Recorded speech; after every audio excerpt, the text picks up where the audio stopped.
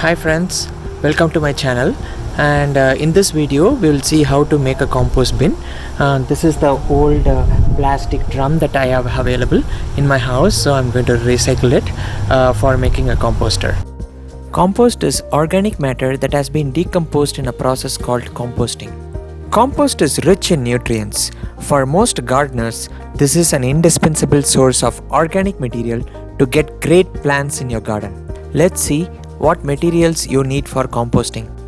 You need 15 to 30 gallon trash cans, which you already have at home, or you can buy at Lowe's or Home Depot, are a great starting point. The first step in setting up your compost bin is to make sure you drill holes all around the compost container. This will allow the air to come in, and oxygen is very much needed for the composting process to complete. Make sure you drill holes all around the container for good airflow. So once completed, your container should look like this, and as you see, it has a lot of holes here. This will allow you to start your composting process very easily. I usually use 2 or 3 composting bins. The composting process can take up to 6 months. So while one of the composting bins is preparing the compost, I can continue to add organic matter in my other bins. Now I'm going to start adding dirt first. A healthy compost pile should have more carbon than nitrogen. A simple rule of thumb is to use 1/3 green and 2/3 brown materials. Carbon-rich matter like branches, stems, dried leaves gives compost its light, fluffy body. Nitrogen or protein-rich matter like manures, food scraps, green lawn clippings provides raw materials for making enzymes. I already saved my grass clippings and dried leaves in a trash bag, which I am going to reuse for making compost. You can use leaves from your garden plants and trees. I am going to use the green leaves from my garden, which is a great source of nitrogen. I am dumping all my saved vegetable matter and saved compost raw material into the newly made composter. I have been waiting to make this composter for a long time and hence saved all of it. Some more raw materials for the compost.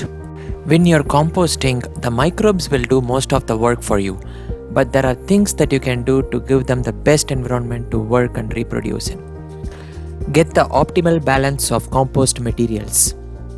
It is important to get the right mixture of ingredients in your compost to ensure that it heats up nicely and breaks down effectively. So in order to keep the bacteria working effectively, we need to supply them with a mixture that is about 30 parts carbon to 1 part nitrogen. Basically, brown items are high carbon content, and green items are high nitrogen content. Turn the compost more often. In order to keep the compost pile cooking, you will need to manually turn it using a pitchfork every once in a while. Adding fresh oxygen into your compost pile by turning it more frequently will help your compost break down faster. Check the moisture level of your compost. The compost should be moist but not dripping wet. And to make sure air is getting all parts of the compost, use a shovel to mix the compost periodically. That's why we need holes under the composter to let out excess water. Achieving the correct moisture content is an important factor in keeping a compost pile working efficiently. Please subscribe and share this video to your friends. Also share your composting techniques in the comment section below. I also add a layer of used potting soil which has the soil microorganisms that kickstart the composting process. I'm adding more green stuff to my compost.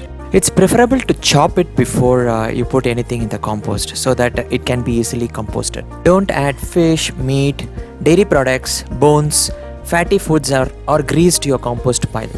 These food scraps do not easily decompose and may attract animals. I am making another composter using my existing trash cans. I am filling my other compost bin with the right mixture and getting it ready for composting. Both my bins are ready and ready to be placed in the perfect location.